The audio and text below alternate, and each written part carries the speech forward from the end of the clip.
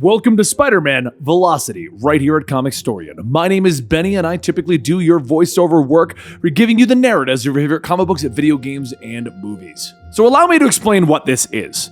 A little while ago, they came out with a video game, Marvel's Spider-Man on the PlayStation 4. Now, like they do with many comic book video games, they then take the story of the video game and they turn it into a comic, allowing people who don't play video games to enjoy the storyline. And we got Spider-Man City at War out of that. Well, this also kicked off Marvel's Gamerverse, where they're going to link together the Spider-Man video game, the Avengers video game, and various other things.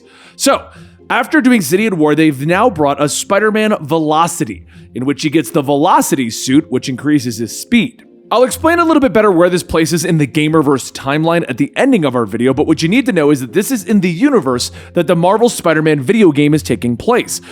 And on that note, don't forget, if you want more Gamerverse videos, hit this video with a like, smash it as hard as you can, so I can bring you the Hulk Gamerverse, the Iron Man Gamerverse, and more Spider-Man. And I'll see you at the end of the video. A swarm of bees is chasing him, so Spider-Man zips away on a web line. Can a person develop new phobias late in? He jokes. Cause I've never been especially scared of bees, hardworking, industrious creatures that only sting in self-defense. Inside the Brooklyn Botanic Gardens, the swarm of bees continue to chase the web slinger as the swarm, the villain, watches on. You disrupt the hive of the mighty swarm, the villain cries, and Spider-Man flips through the air, submerging himself in a small pond. Yeah, in hindsight, that was foolish, he nods, shooting his web out of the water and snaring Swarm. Leaping through the air, his fist then connects with the wrapped-up villain. Sort of my job, you know? Follow an evil home. Spider-Man leaps in for another punch, but his spider sense suddenly goes haywire as the bees begin to escape the webbing. You cannot contain us, Spider! A voice from all around calls to him. We are many, we are one, we are growing. Spider-Man swings away as the bees attack him, stinging hard on his backside. He then falls amongst the flowers, looking up in time to see Swarm escaping out a window, surrounded by his hive. Let us be, Spider-Man. If you seek out our new hive, you will perish. Swarm calls as he escapes. Spider-Man pulls himself up from the ground, dusting the dirt off of his uniform. Credit where it's due, honey man. Leave us be was by far the best pun of the night. With the battle over, Spider-Man begins to leave the gardens, limping with his wounds. And he tells his phone to remind him to create an armored spider suit. Defense against pokey, stingy, zappy villains. His phone then buzzes. Across the city, Mary Jane continues to text Peter, filling him in on the new story that her and Ben Urich are working on. They stand outside of a comedy club as an EMT tells them that the attack looks like all of the others. Looks like he took an invisible beating, the woman tells the reporters. The man grumbles and complains behind them. To be honest, I kinda wanna beat him with a curling iron myself, she tells them, letting them know that the other victims all pretty much sucked. Believe it or not, there's usually something to that, Ben tells the EMT, thanking her. The two reporters head inside of the comedy club, where the elderly owner is trying to straighten up the destroyed room. Bringing them back into her office, the old woman informs them that she didn't have any surveillance cameras and had to ban cell phones from shows. No privacy left, she huffs. But it's the world that we live in, and within minutes, Mary Jane finds cell phone footage of the attack online. The video is already trending on social media, she informs them, holding up her cell phone. Couple of different angles. Watching the feed on the phone, they watch as the comedian continues his set, when suddenly the microphone lashes out, wrapping around him, and he gets thrown backwards as the microphone is shoved into his mouth and he's thrown off stage. So later, our two reporters are walking through the streets. This has to be fake, right? MJ asks. Ulrich nods, telling her about a story that a friend of his did 15 years back. But that's when the cars in the street begin to honk and shake, with their alarms going crazy. MJ stares in shock as Ben is suddenly thrown, crashing into some trash cans. Before she can react, she's tripped, landing hard and being dragged. Let go of me, she screams, being dragged off. Later, Peter leans over the desk in his new and still tiny apartment, working on a piece of equipment when the door bursts open and MJ pushes her way in. Oh my god, oh my god, oh my god, Peter! She breathes, gasping as she slams the door shut behind her. I'm okay, I'm okay, I'm okay. Hate to contradict, but you don't seem okay, Peter tells her, swiveling in his chair. MJ quickly fills Peter in on what happened, the invisible beating, the dragging, and she finishes it off with, Ben and I were attacked by a ghost, she tells him. A smirk plays over Peter's face, and MJ gets a stern look in her eye, telling him not to look at her like that. A few minutes later, Peter is pouring a cup of coffee, trying to calm her nerves. He couldn't help but laugh every time she said the word ghost. He smiles, apologizing as he leans down to hug her. I believe you completely. We just have to dig a little deeper because Spider-Man can't punch a ghost on account of they don't exist. So, realizing that Peter doesn't believe her, MJ quickly changes the subject, pointing at the gear that Peter is working on. He smiles, holding up the sketches of the armored spider suit he had an idea of. Working title, The Arachnite, he tells her proudly. Thoughts? She grabs the sheet of paper, staring at her boyfriend. I thought you fought a sentient bee-man in a giant garden earlier, yet my ghost story's ridiculous. So the next day, Peter meets MJ at the Daily Bugle, and the two of them go searching for Ben Ulrich down in the building's old basement. There they find the old reporter searching through past stories. I found the old ghost story I was telling you about, he tells her, handing MJ a folder. She flips through all the old notes, discovering that the reporter died while investigating an illegal genetic testing at Oscorp. Holy crap, Ben, this is wild! Later into the day, MJ continues to look through the file, questioning whether they could be the same tests that created Mr. Negative. Could be, Peter tells her over the radio. Why do I get a feeling that you're not super focused on our equipment test, partner? He asks her. She just points out that she's multitasking, glancing at her computer to let him know that there's a robbery in progress, it's still in progress, and according to the GPS, you're swinging up now. Peter nods, standing on a rooftop overlooking the city. As darkness falls over the city, a Arachnite steps out of the shadows, he narrates in his best gravelly voice. Okay, no, MJ responds, and Peter leaps into the alleyway, stalking forward. His keen sights set squarely, evil doings afoot. Peter, stop. But Arachnite! It's not a thing! Fine, I'll be boring old Spider-Man. He sighs, stepping out into the alleyway, walking casually towards the men loading up the stolen goods in the back of a van. Evening, gentlemen! I was wondering if you could help me out with something. We're conducting a little field test of my new armor. Thought I might let you get a few good licks in before I web your thieving butts to the wall, he tells them with a wave. The first man rushes him, swinging a pipe and cracking it into his armor. There you go, swing for the fences, Peter tells them. The group all come over, throwing everything they have at the web slinger. Ha! Actually sort of fun just standing here for once, Peter notes. And finally he turns, raising his arm to throw a punch, but the armor whines as the servos lock up. Little stiff in the shoulder, for being honest. Hot potato, something's burning. Peter notes, his body then locks up and he hits the ground. The thieves all rush him, kicking him while he's down. You okay? MJ asks. I'm sort of trapped and immobile, which sucks, but the armor works great. Can't feel a thing. Finally, Peter manages to get his arm free, removing some of the armor. This is why we run tests, he tells the group as he flips amongst them, kicking and webbing them up. I sincerely appreciate your participation, fellas. Literally couldn't have done this without you. Later, after he's beaten them all up, Peter and MJ sit at a diner for dinner. MJ, still poring over the notes from the old file, apologizes, realizing that she's ruining date night. Peter just smiles, telling her that it's fine as he flips a piece of sushi into his mouth. But the sushi just hovers there for a moment before a bite is taken out of it. The whole table begins to rattle as a voice speaks to them. You can't run fast enough. You can't hide deep enough. I'm everywhere, lady. Throw that file in the trash. You and the trench coat need to back off. The whole restaurant begins to rattle as tables and food lift into the air. Peter's spider sense begins to go crazy. What is this? Peter cries as MJ begins to float.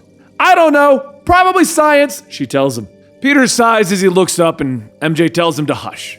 A Peter Parker loud sigh is the deepest, darkest shade, she tells him as she opens up the door to the magic shop that they're about to enter. I'm not trying to throw shade. I told you I'd come with, he tells her, looking around at the strange sights in the magic shop. Just as a scientist, I just trust this whole hocus pocus occult stuff with every fiber of my being.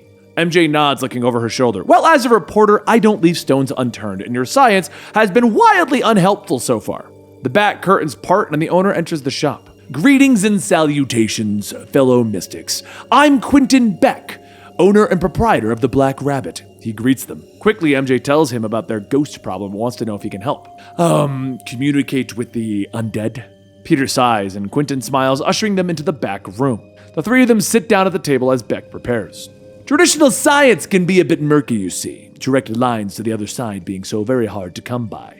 So I like to mix in a little bit of card reading and crystallology. Pierce the veil as thoroughly as possible, you understand? Peter nods, looking around the room, asking about the cameras and sound equipment. Just wondering when we can expect the show, he asks. But Quentin smiles at his skepticism. Let's see if we can't open up Peter's mind, he says as they prepare to begin. Suddenly, all the lights go out and the room begins to shake, and glass vials and shelves shatter, spilling their contents. I already told you what I want! A voice booms around them. How hard is it, lady? Tell the old guy to drop the story. Stick your stupid noses somewhere else. Don't make me tell you again! Everything stops, fluttering back to the floor, and the three look around shocked. That was freaking incredible! Quentin shouts, a smile on his face as he looks back through the footage that the camera's captured on his phone. MJ asks him what can he tell him, what did he do for that reaction? And Beck tells her, that wasn't me. I'm not a fraud or whatever, I believe in this stuff truly, but I've never experienced that before. I hadn't even started the seance yet. He smiles broader, looking down at his phone, asking if they mind if he uploads it to Me Too. Only if you send me a copy first, MJ tells him.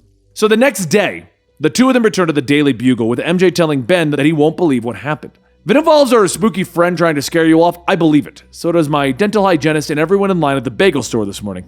Ben quickly tells them that he found some videos from the store that his friend was working on before she died. Most of it's pretty dry, clinical trial footage, but this last one's a doozy. He tells her hitting the button. The image changes, showing a doctor logging his video as Oscorp genetic testing phase 4. Subject, James Harvey, metabolic bombardment. The doctor says into the camera. He steps back, revealing a man strapped to a machine. It hurts, Harvey tells the doctor, but the man shrugs it off, telling him that it's normal. Suddenly, there's a flash of light and the man seems to be gone. And a woman rushes in crying over her lost husband. No, Mrs. Harvey, your husband hasn't gone anywhere, the doctor tells her, and the three watch the video stunned. Some kind of genetic torture, just like Martin Lee, only worse. Norman Osborn just killed that guy, MJ gasps. But Ben tells her that he didn't. There are interviews of the man months after this video was shot. The group is then interrupted as Robbie Robinson, the editor of the Bugle, comes in, telling MJ that her story on the disappearing food throughout the city is late. Disappearing food, Peter whispers to himself, starting to put things together. Later, Peter swings into a back alley in his new armored suit with a group of gun runners looking up as he leaps into them. One grabs a machine gun, firing it at the web slinger. Spider-Man, get him! The thugs yell. Get me what? Spider-Man asks as the bullets bounce off him harmlessly. Is it candy? Because I'm not a big flowers guy. He swings his fist, knocking another gun away as the bullets ricochet off the body armor. His webs then lash out, swinging a motorcycle and knocking another group to the ground. Looking up, Peter notices a man arming a rocket launcher and aiming it at him. Moment of truth, he whispers, and the alleyway erupts into a ball of fire as the rocket destroys everything around them. Spider-Man stands there, the flames licking at his shiny new suit. I know I'm ruining my badass Terminator firewalk moment by talking, but that was delightful, he tells the goons, when suddenly his phone buzzes. Hey, what's up? MJ asks as Peter activates the comms. Just working. New armor passed with flying colors. We still a go for tonight? He asks. Across the city, MJ is rushing towards the Daily Bugle, telling him that she's headed to the basement to look for more tapes. Just be careful, it's dark and spooky, Peter tells her, and she hangs up, heading into the old file room of the Daily Bugle. The door then closes behind her, and suddenly she hears the voice again. How many times do I have to tell you? Back off! You're the one chasing me! Who are you? MJ yells, racing through the stacks of the old files as paper and boxes are thrown around the room. Why do you care so much?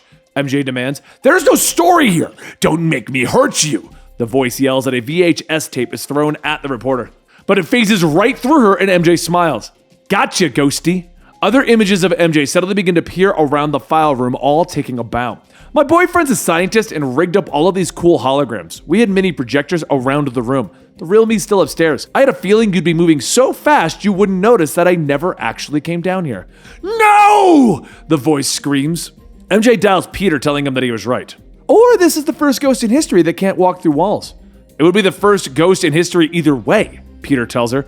Outside, MJ opens the door, revealing Peter hanging there in his armored spider suit. Why do you smell like fireworks? She asks him, looking at the smoking suit. I got blown up. It was epic. The two go back inside, slipping into the security room to watch the monitors. And hours pass as Peter works on his suit. Is it possible for eyeballs to dry all the way out? MJ asks, staring at the screen, bored because they still haven't seen anything. Yeah, but it takes a while, Peter tells her. When finally she yells for Peter to come over, pointing at the image that appears on the screen. That is not the man from the videotape, Peter says, looking at the teenage girl. Nope, but you got the first part right. Look at her go, as the girl is zipping around the file room, locked in there. Now what? MJ asks, and Peter begins to put on his armor, telling her that he simply runs down there and grabs her. I made a few adjustments, he tells her. Peter begins to move through the building, opening the door to the basement. Spider-Man means no harm. I come in peace, he says as he goes into the room, showing his hands. But the girl suddenly zips through the room, rushing towards him. I was locked in a concrete box for 11 hours. Do you know how long 11 hours feels to me? She shouts at him, throwing a fist, but using his new velocity suit, Spider-Man dodges it, trying to web her up, but the girl breaks free, managing to land a punch of super speed. She dashes to the door, but Spider-Man beats her there. The girl doesn't slow down, slamming into him hard and breaking the door off its hinges. In seconds, she is tossing him out onto the street. "Okay, you're fast," Peter gasps as he slams into a wall, cracking his armor. The girl tosses him and Spider-Man struggles to his feet, and the girl quickly moves around, stealing food from a bodega and a hot dog cart. "Thought some of that rage was me being hangry, but I'm all kinds of full now. Turns out it's just plain old rage," she says, rushing at super speed back at Spider-Man. "Sucks to be you," she tells him, dusting the crumbs off her mouth. And that is where we're going to leave Spider-Man Velocity this week. I hope you guys enjoyed, and don't forget to subscribe to our channel to get the next part of this. Now, I did tell you I would say where this fits into the timeline. The Spider-Man Gamerverse is a separate universe from the mainline stuff. Marvel's Spider-Man, the PS4 video game, we already did the comic book version of it and the actual video game coverage of it. I can link both of those down below, but that storyline is where this is all taking place, in that version of New York City with Spider-Man.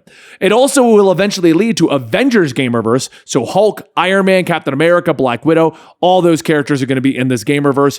Marvel's trying to do a whole thing over here, and I want to do it, so we're going to cover it here. Give this video a like if you want more Velocity Suit. I'll see you guys next time right here.